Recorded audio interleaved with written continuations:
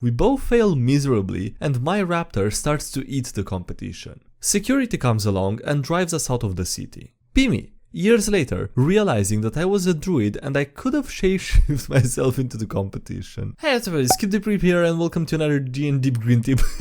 And yeah, having a nice day, thanks for asking. How are you guys doing? Having a wonderful day too. Before jumping into the video, I wanna quickly kinda ask you if you wanna take a second to smash the like button. It helps out and I appreciate it, and you know, only takes a moment, so thank you for doing that. And yeah, with that being said, I hope you enjoyed the video. DM can't read. Kind of wish my DM would actually read the rules. Be me, F23, playing a reborn warlock in 5th edition. Be not me, DM M23. Jesus Christ. I feel like I'm reading a post in relationship advice or something. First encounter of the session, and the bard casts sleep spell. DM says my character is now asleep. Explain that my character can be put to sleep by magic. Read racial traits of the character sheet that I sent him. Honest mistake, I'm using supplementary rules, fair enough. Later encounter, the rogue player, which is brand new to the game, tries to do a sneak attack on the enemy. DM says he can't do sneak attack because the rogue isn't next to the party members. I say he can. Sneak attack is based on if the enemy has a hostile near them, not rogue's proximity to ally. I read the excerpt from the player's handbook to illustrate. DM says he thinks that's an error. What? DM realizes that I'm right and the rogue goes through with the sneak attack and everyone's happy. In another encounter, the bard player, who's also brand new, does the sleep spell. Fails to knock out enemies and accidentally puts a party member to sleep. DM. Sleep doesn't affect undead. Read your spells before you cast them. Sleeping party member gets attacked. Me. Okay, so he's awake now, right? What? Why? Sleep only lasts till the affected creature is attacked. And I read the excerpt from player's handbook. Oh, I didn't read that. Thinkingfoot.jpg. Rogue does the sneak attack again and gets a natural 20.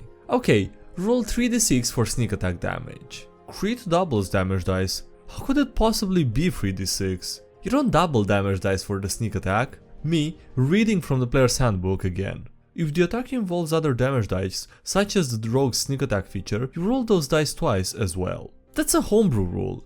Excuse me, what the fuck? Getting a bit sick of this, to be honest. Jesus Christ, I don't know what I read, but the entire thing was just a mess. How to handle a rival business. Pimmy, Tiefling Pirate Bard, basically a red Captain Morgan. Hate bard tropes, and it's the first time even playing a bard with genitals. Playing through Waterdeep Dragon Heist with other friends. We blow into town and rewarded with the promise of being an upstart new business. Our neighbor, Emekfrun, immediately starts attempts to frame us for vandalism. Okay, it was us through a patsy. Starting off well, yeah, I'm not sure that counts as framing, but okay. Attempts to have us murdered by war rats. I've had enough. Immediately begin formulating a plan. I play nice at first. I try to get the guards to investigate him after the attempted murder. It doesn't stick. I know what must be done. Later, we rescue a mercenary who has gotten into hot water with another faction. We bring him back to our tavern and begin talking business and getting plot details. Before he leaves, I offer him a job.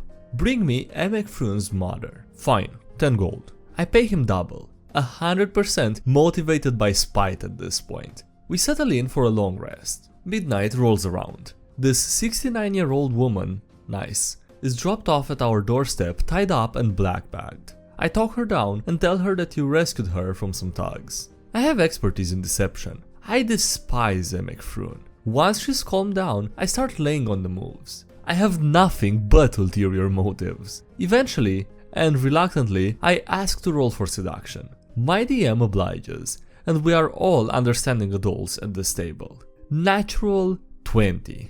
I request photographs be taken. Next session, I'm going to tell Emekfrun to his face that I have given his mother a son that she can be proud of. Jesus Christ, that was beautiful. I do hope Emekfrun is gonna learn his lesson from that. What are you gonna do next? Seduce his father as well? When the druid fails his deception roll. Pimmy, Forever DM, running a homebrew campaign for a change with some friends on Discord. Be not me, human druid, human fighter, gnome rogue, and an elf bard. Party has been sent to a town that's been taken over by bandits. They have to take the town back and arrest the bandit chief. Bard and fighter are searching the sewers, and the gnome is searching the alleyways. Druid decides to check out the market for any rumors and takes the form of a racoon. While scurrying for groups, he asks to search for food. He rolls a 17 on investigation and finds a juicy apple. I have an idea. I introduce another raccoon that smelled the apple juices, and the normal raccoon asks who he is. I'm your brother. I've always been here. Roll for deception. He gets a natural 1. The normal raccoon attracts the druid, and the druid starts fighting with the raccoon, and I have no idea what I'm doing. The fight escalates with the gnome hearing the fight and trying to separate the two. He rolls for animal handling and gets a 3.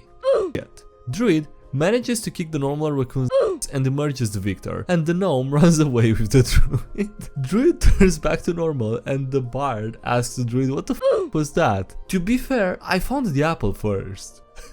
What? Why you never start your very first game on a high level character? Be me, young teenage playing 3.5 for the first time with 2 friends. Be me, level 14 elven druid in the first session of a homebrew campaign. Be not me, same level elven rogue. We went along a mountainside to stop an evil vampire from doing big bad evil stuff. We passed through a village in a scenic valley. The village held a pet fair with a general performance contest. Me signing up my pet velociraptor to compete in the contest. As we like to play out more with dice, we rolled for animal handling on my part and will saves on the raptor part. We both fail miserably and my raptor starts to eat the competition. Security comes along and drives us out of the city. Be me. Years later, realizing that I was a druid and I could have shapeshifted myself into the competition. Moral of the story? Start your very first character at level 1. Well, I mean, to be fair, I'm not sure that's the takeaway here. I mean, if you have a velociraptor pet, no way you don't sign him up for the contest, right? A mother's love. Be me, Dampir cleric in Curse of Strahd, playing a modified death house. Using one of the custom features in Strahd, my cleric is at all times haunted by ghosts of deceased relatives. In this cleric's case, it's just the one ghost, their vampiress mother who died giving birth to them. In the death house, we end up in a fight against an undead orchestral conductor. Roll for initiative. 1 on the dice. Not ideal, but not the end of the world. But one of the features for my ghost mom is that if I roll a 1 on a d20 once per long rest, I roll a d4 on a table of effects, most of them being bad. I roll on the table. As the voices wail and scream, you are deafened for 1 minute. The conductor begins its attack.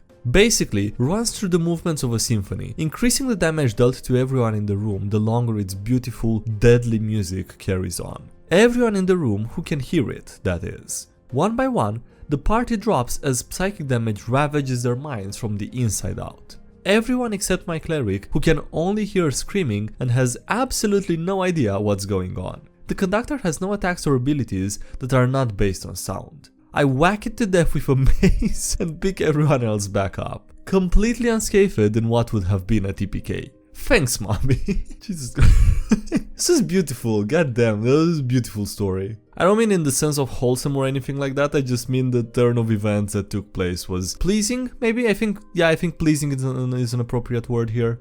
The Paranoid Dragon. A little short story about a neglected gold dragon. The Paranoid Dragon. There was a knock at the door. 5 knocks, Adderall counted. He froze immediately, both mind and body. The doors were there to discourage other creatures coming to him, and he could hear it from a quarter mile away. He stood frozen in the middle of trap maintenance, silently hoping that the ancient doors would do their job.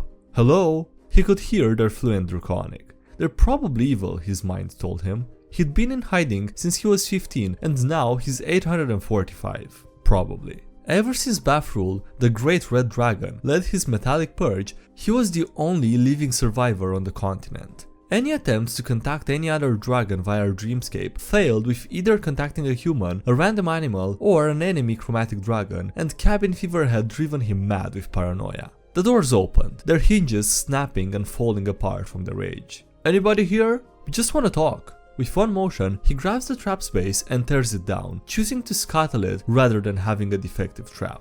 The swiftness made the trap cause a ruckus, but he didn't care. He bolts to the central cavern at top speed, only to be reminded of his poor health as he falls over. Still undeterred, he continues sprint limping, with his mind racing at the same speed as his legs. What if they get past the traps? What are they? They speak Draconic, but don't stomp?